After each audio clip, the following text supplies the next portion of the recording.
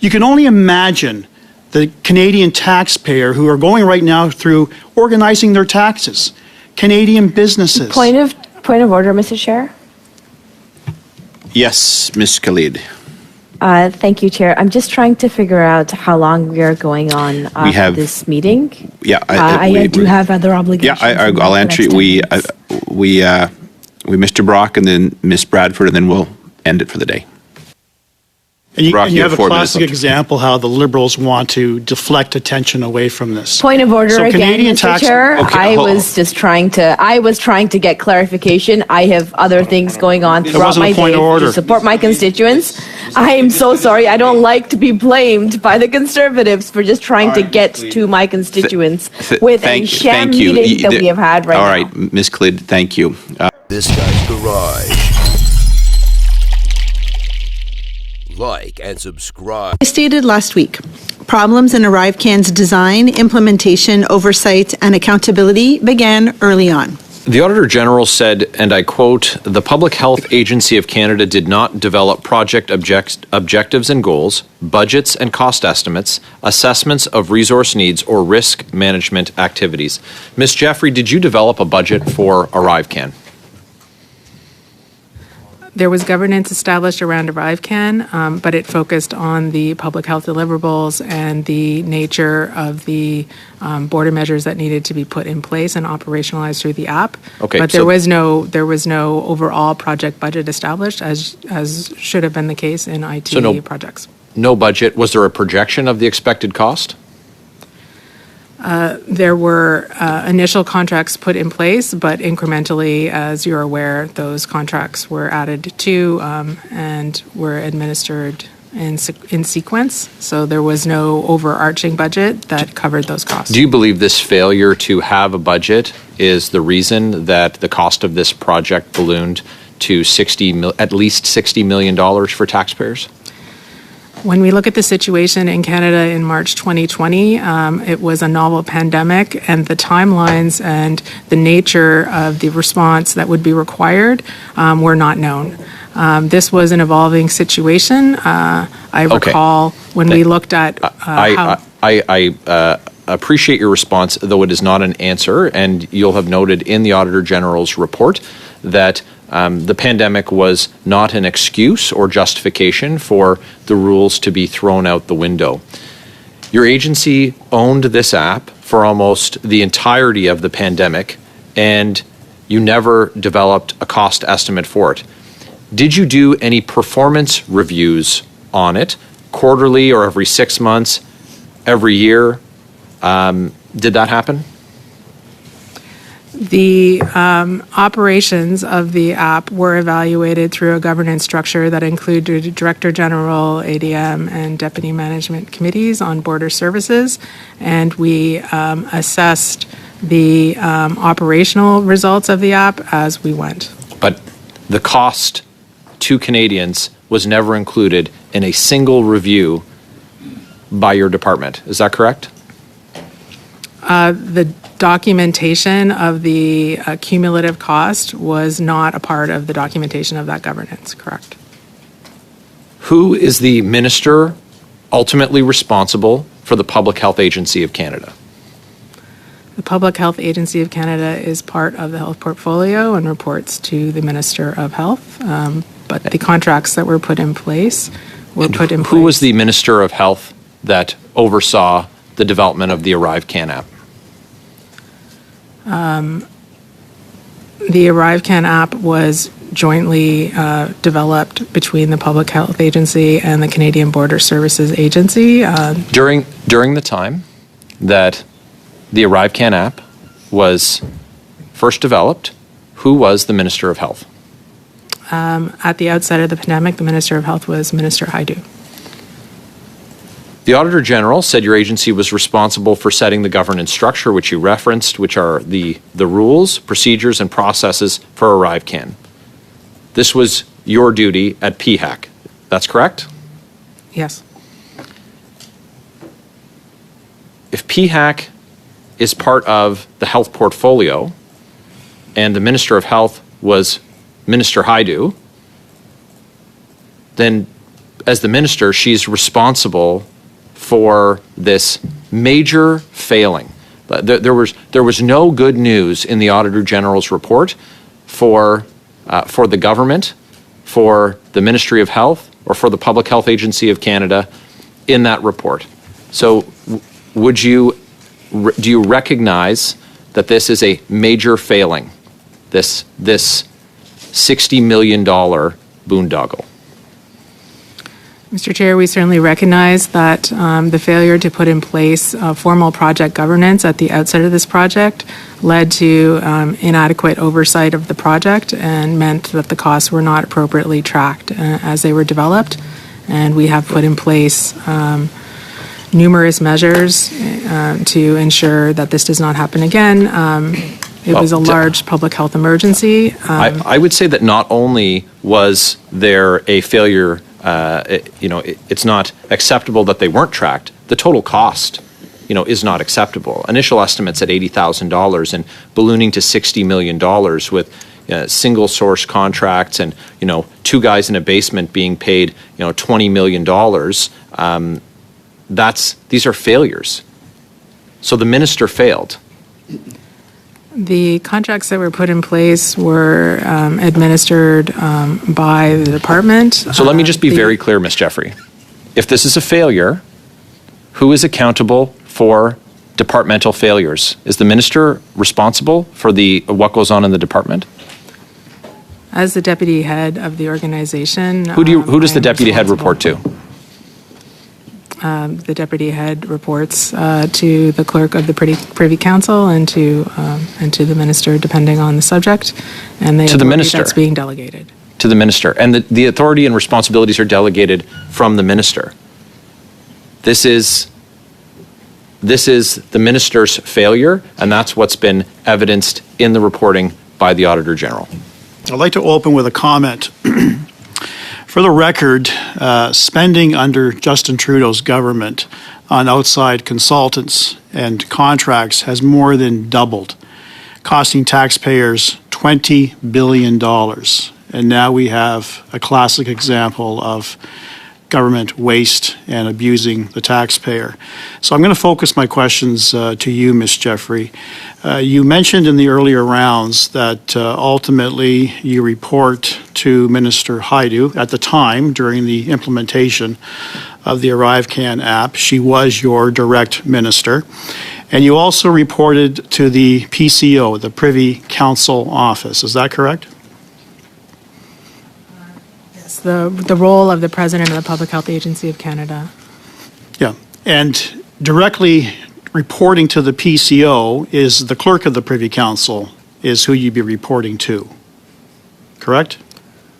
For the purposes of the administration of the public service. Right, but during the course of the ArriveCAN implementation, you were reporting to the Privy Council office. And you are aware that the Privy Council office literally acts as a deputy minister for the Prime Minister. Is that correct? The Public Health Agency functions as part of a health portfolio. I'm not asking you about that, ma'am. I'm asking you about the structure of the Privy Council office. That's the question. And would you agree with me that that really acts as a deputy minister to the Prime Minister? Yes, that's one of the functions. Thank you. Now, I want to know, without getting into specifics, I want to know about all the contacts, whether they be telephone, whether they be email, whether they be in person, all the contacts that you had with both Minister Hajdu and the clerk of the Privy Council during the implementation of the ArriveCAN app.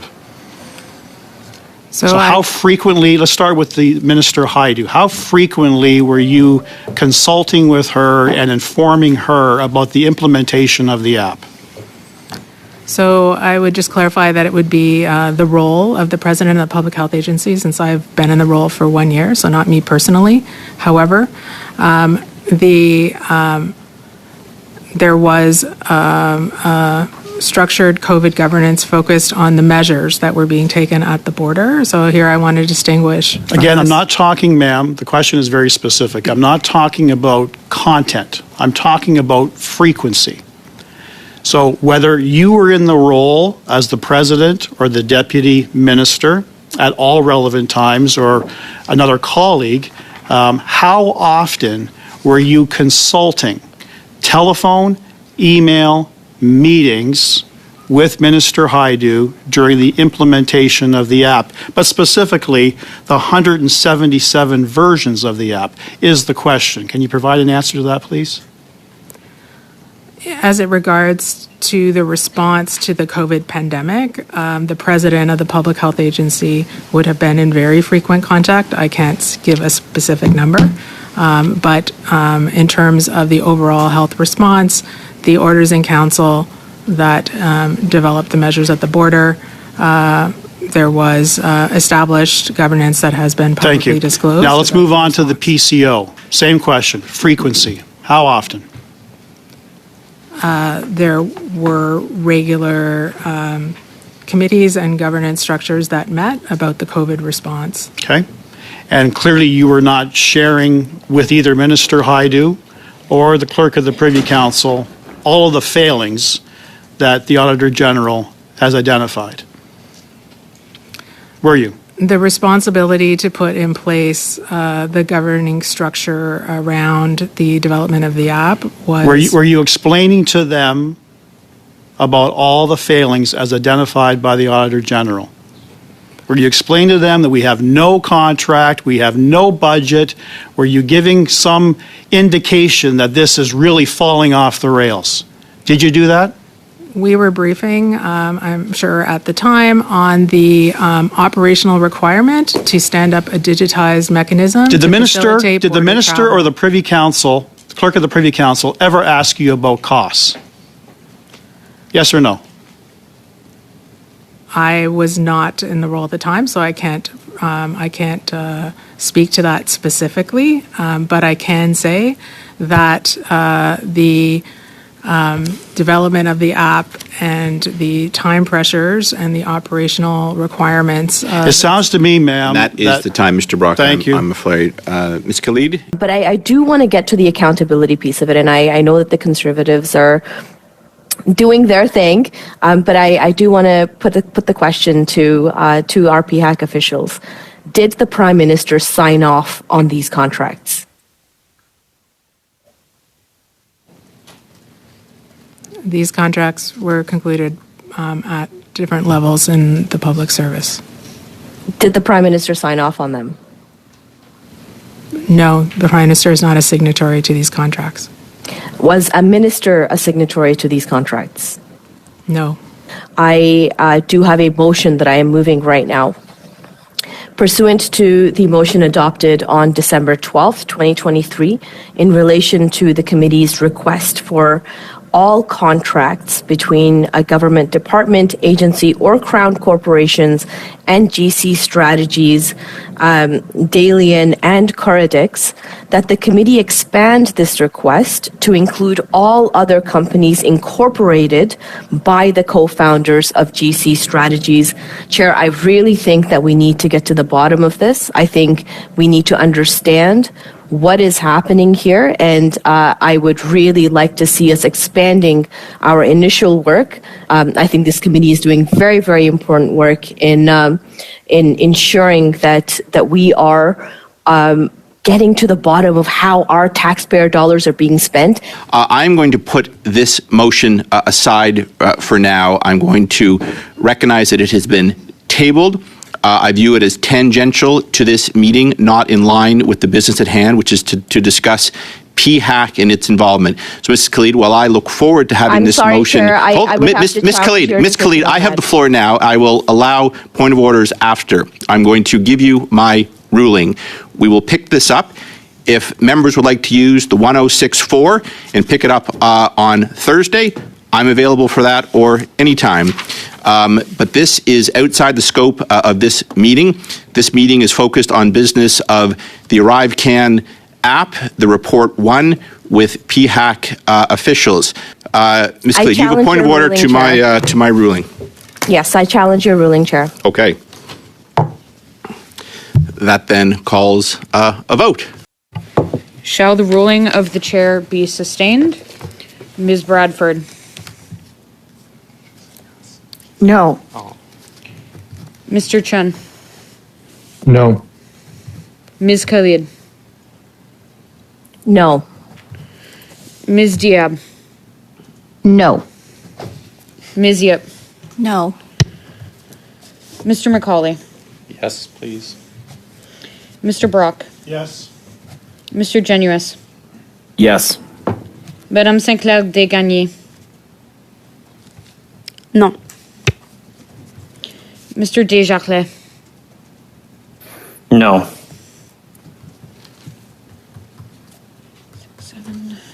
7 nays, 3 yeas.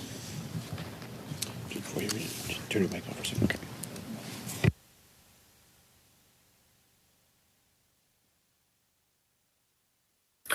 Sorry, clerk, can you read the final results of that?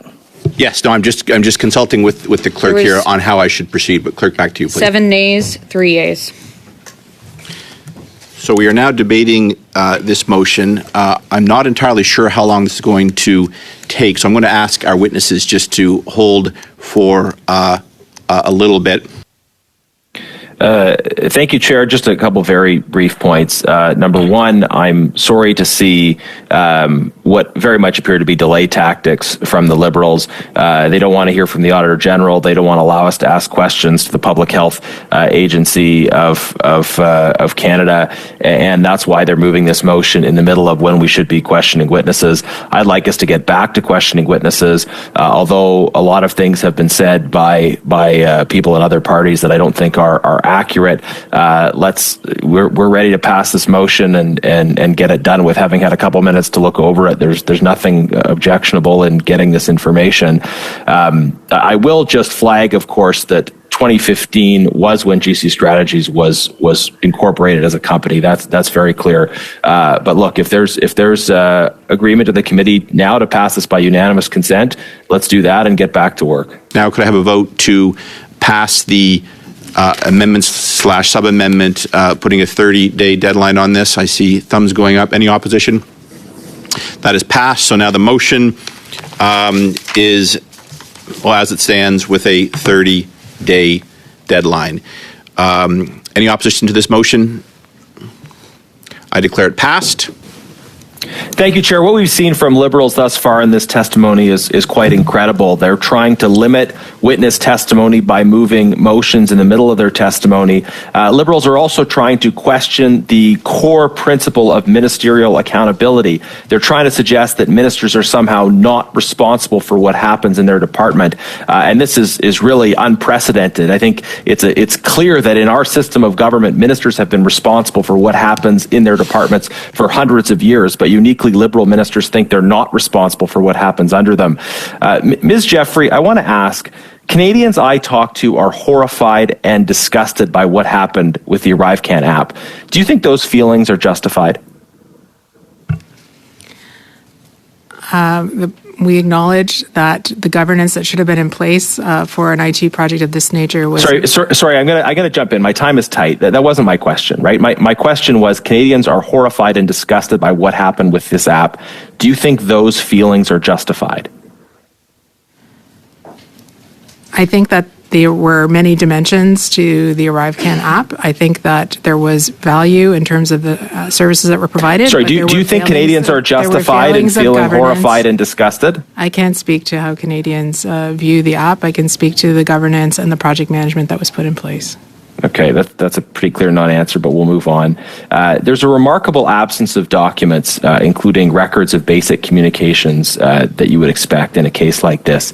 Did you or anyone else at the Public Health Agency of Canada destroy documents related to ArriveCAN? I have no knowledge or evidence of documents having been destroyed, and we have a policy that requires information of business value to be retained. So you can't say that they were, and you can't say that they weren't, in terms of your own knowledge of documents being destroyed. Is that correct? I can say we found no evidence of documents have been destroyed. Okay, but there was such a glaring absence of documentation. Are you concerned that documents may have been destroyed? Do you think it's plausible that absolutely no records were kept in so many of these cases? What I can say was it was a time of great change at the agency as we responded to the pandemic. No, but people still have to talk to each other, right? I know, ma'am, I know it was an urgent situation and lots was changing, but people still have to talk to each other. People still send emails back and forth. In times of urgency, I would expect there would still be a lot of communication happening, and yet there's such an absence of information. Are you concerned about the destruction of documents, especially with reports alleging Mindone destroying a large number of emails? And I know that wasn't PHAC, but are you concerned about destruction of documents within the Public Health Agency of Canada? I agree with what the Auditor General has recommended, which is that documentation needs to be provided and to be maintained on file so that when you have change and turnover in personnel, those records are maintained. That's not really an answer to my question. Can I just quickly flip over to the Auditor General? If you can confirm your previous testimony, the complete absence of documents suggests that either there was a conspicuous lack of records kept or the documents were destroyed, that one of those two things happened, but you weren't able to confirm which. Is that correct? Well, when documents don't exist, it's either they never existed or they were destroyed. So, and in this case, we can't tell you which it was, but there is a glaring lack of documentation that should be maintained. Thank you. Back to the president. The app went through 177 different versions, most of which weren't properly tested. You owned the app, so why weren't different versions of the app tested? Why did you not insist on proper testing of the app? In their testimony that in order to increase the speed by which the versions would be deployed, that they were not all tested. So you were aware at the time that they weren't being tested and you were okay with that? The governance around the project management at the time looked at how the apps were being deployed. Sorry, I'm looking for clear. Ma'am, I have limited time, and I'm looking for clear answers to clear questions. I'm going to turn to my colleague Luc Brisbois from the Border Service. No, I want to hear from PHAC. Over 10,000 people were falsely sent into quarantine because this app was, in most cases, not properly tested. Are you comfortable with that? And did you brief the minister about the lack of testing? So it's very regrettable. We're obviously not comfortable when people are erroneously advised. In this case, when they arrived in the country, they were given a green check mark, which means they were cleared for entry without isolation periods. There was then an error in the app that resulted in messages being sent out. The Public Health Agency I'm asking about the testing. Are you comfortable with the lack of testing? Mr. Jenius, that is your time. Public Health gave a non-competitive professional services contract to KPMG, and on that, the Auditor General said, quote, "We found no documentation of the initial communications or the reasons why the agency did not consider or select other eligible contractors to carry out the work," end quote. Is that correct, Ms. Hogan?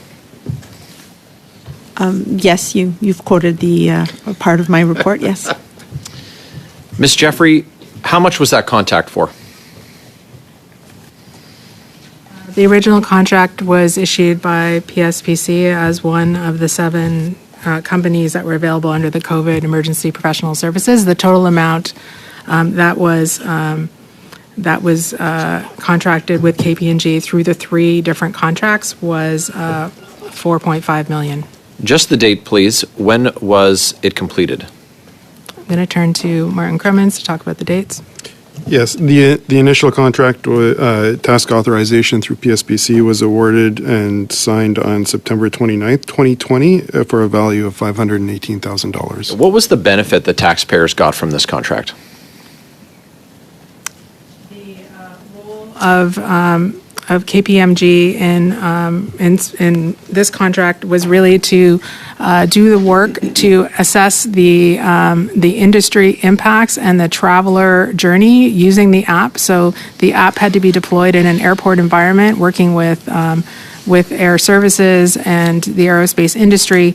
And so they were looking at the process maps, at the journey maps, at the rollout and other implementation around So this contributed to the at least $60 million price tag, yes? The auditor, contract? No, the The $59 million associated with the contract were related to the development of the app and its technology. So these were Additional part costs. of support services related to border measures that included a wide variety of different measures at the border. So additional costs. Yes, these are additional costs related to the implementation of border measures. The Auditor General said that there was no documentation found on the initial communications on this contract. So who called who? The contract has a sole source justification on file that identifies the expertise of the vendor in aerospace services, in administering public health and health projects at the municipal, provincial, and So there are local level. documents to support their selection? There is a sole source justification on file, but there is no documentation of the initial contact with the company. Okay. So who contacted who? It's pretty straightforward. Either KPMG called you or you called KPMG.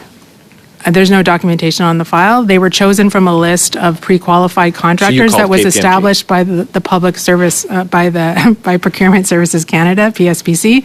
So PSPC Called KPMG. would have made the initial contacts with those The companies. Auditor to General establish said, contracts and I with them. quote, while the first contract included milestones with clear deliverables and pricing, these were later amended and replaced with less specific deliverables to allow for more flexibility. In addition, the agency did not set out specific tasks, levels of effort, and deliverables for these contracts in task authorizations, end quote. Ms. Jeffrey, did public health reduce the deliverables required by KPMG, one of the largest firms in the world? Was there a reduction in the deliverables, yes or no? There was no reduction in the deliverables. Okay. I'm going to turn to the Auditor General. Ma'am, your report says the opposite of what the president of the Public Health Agency has just said. And I quote your, should I quote your report again, or you've got, you know what you said. Okay. I can read it back to you, yeah. Okay. No, there were deliverables. The deliverables were then relaxed, right? Right. They were very clear, and Right. then they were made less specific in order to provide flexibility. Right. So that's You got about 40 seconds. Just one. Okay, so we have the Auditor General. I read what she had written. She repeated what she wrote. What you said, Ms. Jeffrey, is not consistent with that. The requirements were relaxed of KPMG by Public Health, one of the largest firms in the world in KPMG. How is it that the government sets specific criteria, then goes back and creates less specific criteria? So, I would want to know why the government would want to do that, because we know what the result is going to be: higher costs for taxpayers and less accountability for Canadians. How can you possibly justify that? So, Mr. Chair, what I can say is there was no reduction in the amount of work that was required for the deliverables. Yes, the categories of the work that was being done were broadened, and the Auditor General has pointed out that meant that they were less specific. However, that was done in response to a rapidly evolving pandemic, for example. Which the Auditor General also said was not an excuse And that, to Mr. relax Barrett, that the is your rules. time, I'm afraid. Question for Ms. Jeffrey. You indicated that of the 177 updates to the app, that proper testing for the updates wasn't done. Do you believe that's acceptable to operate in that manner? A best practice would be to test all of the different applications. However, my understanding is a decision was taken to only test a sampling of them because of the time that it took to test those and the pressure to have the adjustments rolled out quickly. Okay, who made that decision? I don't know who made that decision at the time, but Who has the authority to make that decision? Decisions don't just get made; they don't just appear. Who would normally have the authority to make that decision? the app development and rollout at that stage was being managed by the Canadian Border Services Agency, and the Public Health Agency was collaborating with them in terms of. Okay, so are you saying it was somebody at CBSA that would have made that decision, or someone at? I believe that CBSA has already addressed this in their previous testimony at this committee. So was it somebody in your department that made the decision to not test the apps? I'm going to turn to Luc Brisbois from the Border Services Branch. Yeah, I think the president's right in the context that the governance would have been the place where these issues were discussed, but from an IT perspective, Nobody knows. We have all these officials who make decisions that impact people's lives, and nobody knows who makes decisions when the government's going to relax. I think for the Public Health Agency, the key issue was the dependency on the implementation of the OIC. So things had to be decided, and in the context of this, every department has an org chart with titles CBSA. and with names. There's a lot of words going on, but like, who normally has the authority to decide to relax rules or processes? With respect to the testing or the contracting? The testing. Yeah, the testing, we were providing CBSA with the advice of what we needed in the application, and they were running the process. Okay, so who would have the authority to suspend normal processes or relax rules? I think it would have been done through the governance of the DGs and the ADMs at the time. We'd have to go back and take a look. Okay, I'll move on. The 10,000 erroneous quarantine orders, was that a specific event? Like, was there one glitch that created all of that, or was that cumulatively over time, 10,000 wrongful quarantine notices were given out? So that was a specific event that was identified on the 28th of June and resolved on the 20th of July. So it was a specific event in the app, an error that was identified, rectified, and then the Public Health Agency was involved in addressing that. Okay, so it was one specific event. Did you brief the minister that this event happened? I was not present at that time, so I can't actually speak to what briefing, but we can take that away. Okay. Were the 10,000... Sorry, that's an open-ended. Are you going to get back to the committee when you say take it back? Is that you're implying you're going to come back to us with an answer on that if the minister was briefed? Because, Mr. Jeffrey, I will remind you that you're here representing PHAC, so I know the questions are you, but the committee hopes you're responding for PHAC. And I heard you say you'll come back to us. Are you going to provide us with an answer to that question? So I'm not aware of what briefing was done at that time, but I take note of the request and I will go back to see if there's evidence of what briefing. Thank you. Then we will look for that answer. Appreciate it. Mr. Scheer, you still have 2 minutes left. Have the 10,000 individuals been notified? The Canadians who are ordered, or the travelers who are ordered to quarantine, have they been notified that they were wrongfully ordered to quarantine? Yes. Okay. The decision to pursue a, quote, non-competitive approach in all of this, who made that decision? That decision would have been taken by the Public Health Agency and to take advantage of the contracting vehicle that was set up by PSPC. Yeah, individuals, though, like which individuals would have said, we're going to pursue this approach? I'll turn to Martin for the who signed the authority. There would have been director generals and executive directors within our program branch. We get names and titles? I don't have those with me at the time, but I can endeavor get back to the committee on that. Okay. Was the minister briefed that a non-competitive approach would be taken on this issue? The decision at the time was taken within the public service at the director general. It was my recollection of the signature of that contract. It would not be normal practice to brief on the nature of how the operations were being implemented. Okay. So having taken a non-competitive or sole source approach to just not have any kind of comparisons, not do any kind of shopping around to see if you can get a better price or a better product, who provided the oversight monitoring the invoices that were coming in from GC Strategies? The Public Health Agency did not contract with GC Strategies. I thought you were referring to the KPMG contracts that were administered through the agency. So it would have been at CBSA. At CBSA. Yes. Since the release of the Auditor General report, all that we've heard from the Prime Minister and several ministers is that people need to take responsibility. They've essentially put up a firewall between the government and the federal public service, in particular the agencies that are under fire. Now, to you, Ms. Hogan, the Auditor General, was part of your mandate, did it require you to uncover or ask for documentation to show what level of communication existed between the Prime Minister's office, the PCO, and various ministers that we've heard of today, and their departments? So our mandate really is to look at how the Federal Public Service takes action once a decision has been made by a government. So in this case, the decision to enact certain border measures, and then how was that operationalized? In the course of doing an audit like that, we might often see briefing material or so on. In this case, because there was such thin documentation, I would tell you that we saw some emails where the Deputy Minister was being made aware of things at the Canada Border Services Agency, but we saw no formal approval from the deputy there or no formal briefing to ministers. So I can't really speak on what happened between a deputy minister and a minister. Okay, and that certainly applies to PHAC as well, that description you just gave? Yes, we looked for it more at Canada Border Service Agency because they were doing the main contracting Correct. and development, yes. But also PHAC. So, Ms. Jeffrey, I understand you've been in the role as Deputy Minister and President for just 1 year. Your predecessor, who was that? My predecessor was Dr. Harpreet Kokar. Okay. And did you consult, for preparing for this particular committee hearing, did you consult with your predecessor on details surrounding the ArriveCAN? No, I did not. Okay. Was there a particular reason why you didn't?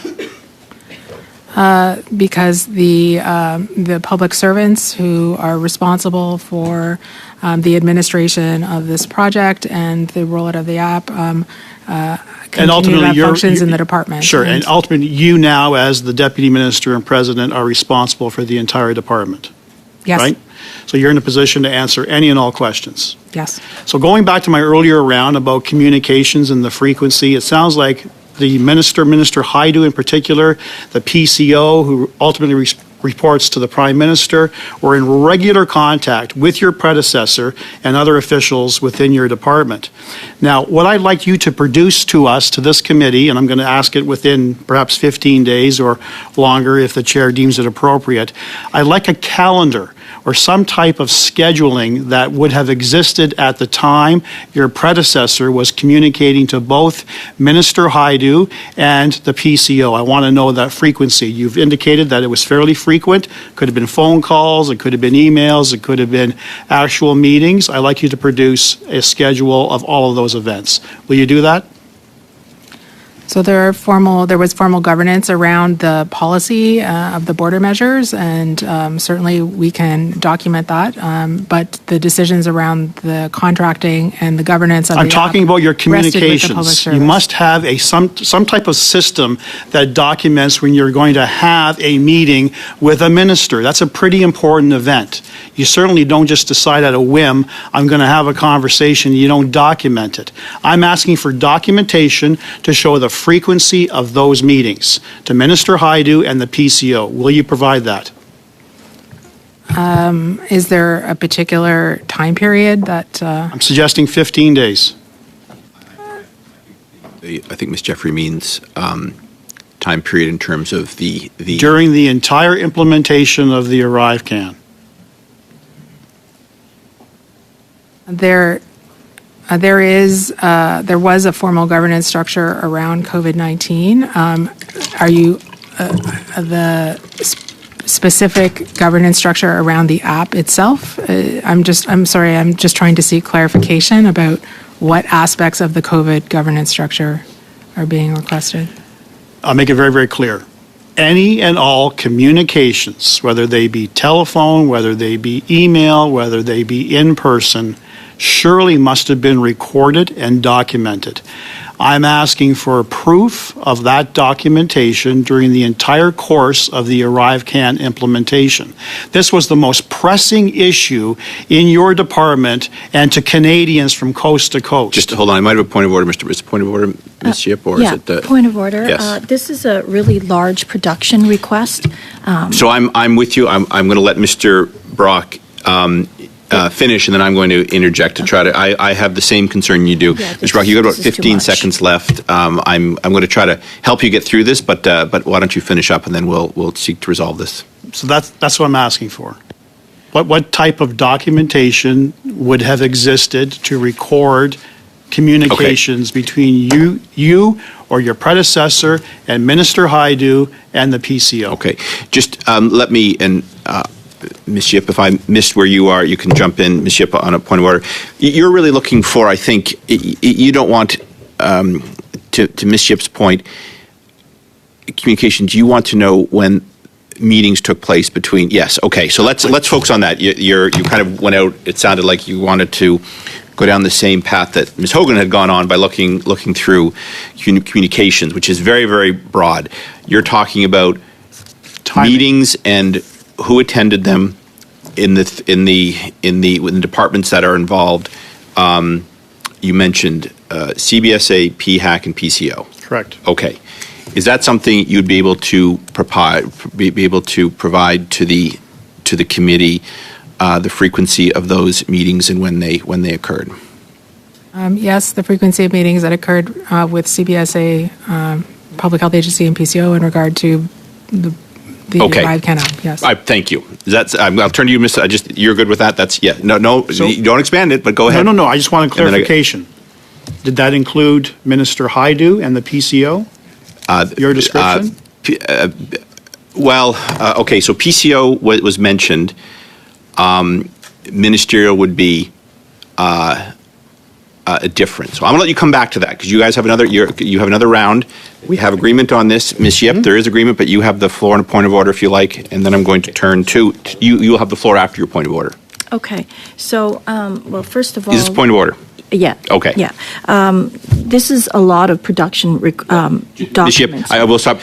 The witness has agreed to provide the documents. Normally, the committee looks for an answer in about 2 weeks, at which point we begin to make inquiries. But it has been agreed to from the minister. So, pardon me, from the witness. So, Scam Boondoggle has to have consequences.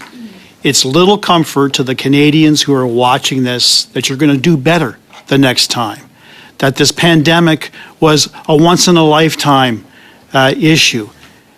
You had all the structures in place, and you failed to follow through. Your agency, the CBSA, PSPC, consequences.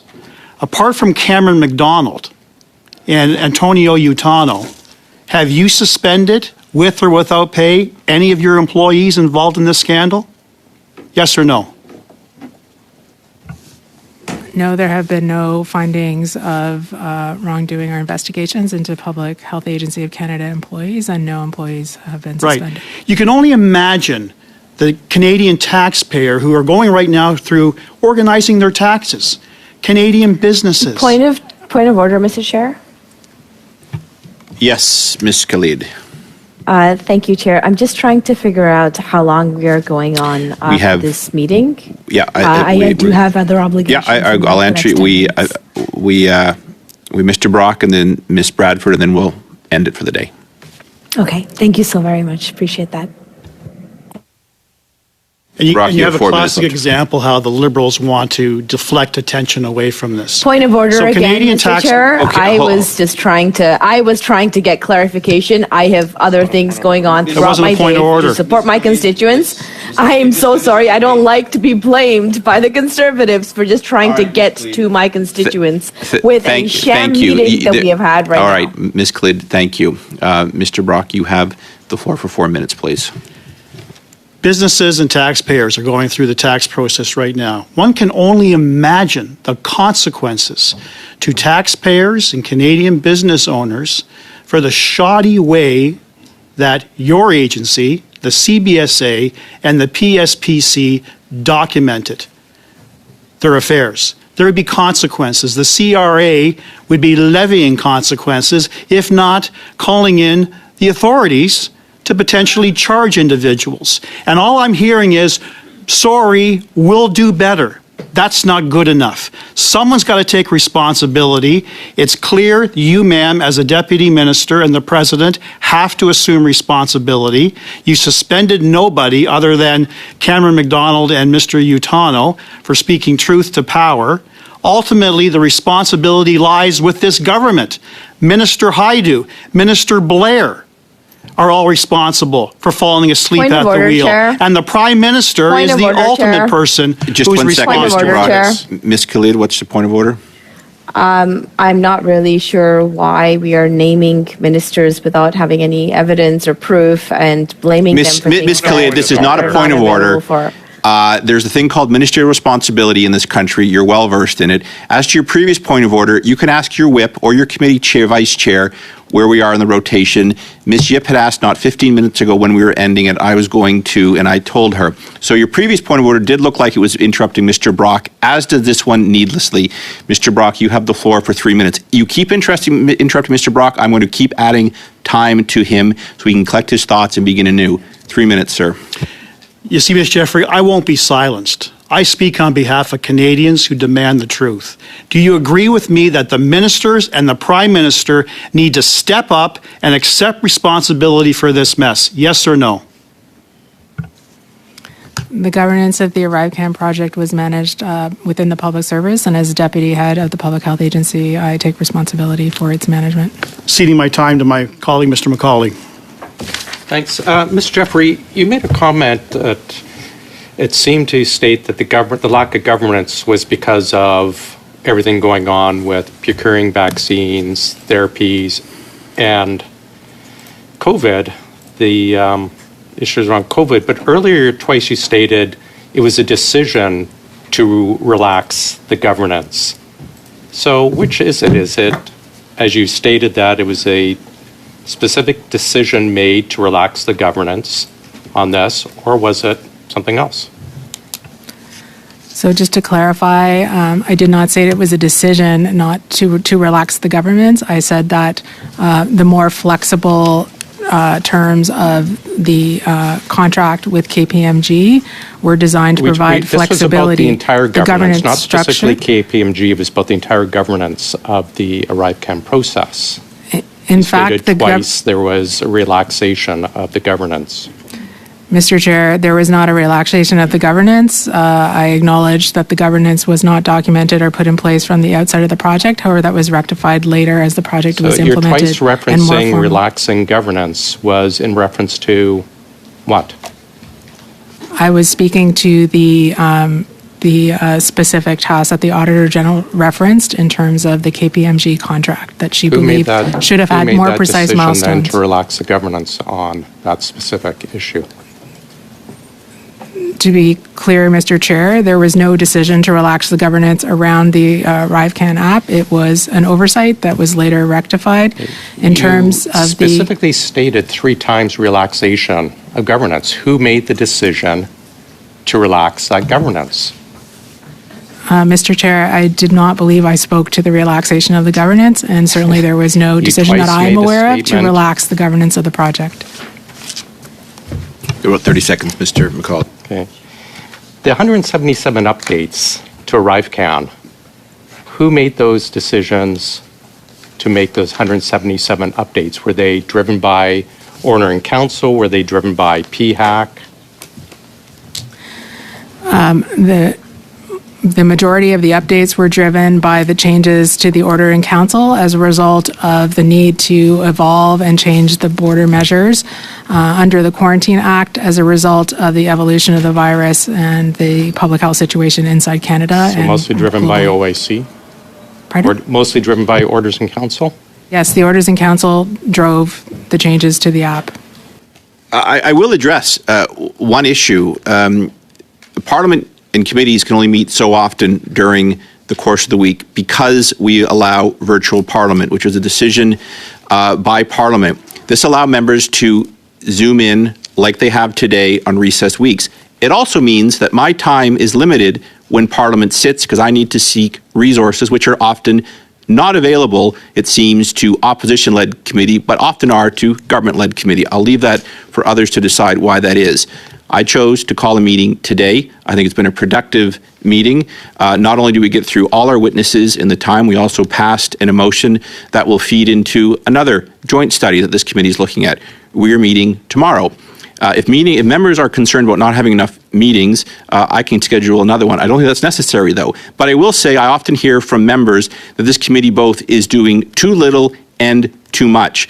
Go faster, but at the same time, go slower. So on that, I adjourn the meeting. Thank you very much.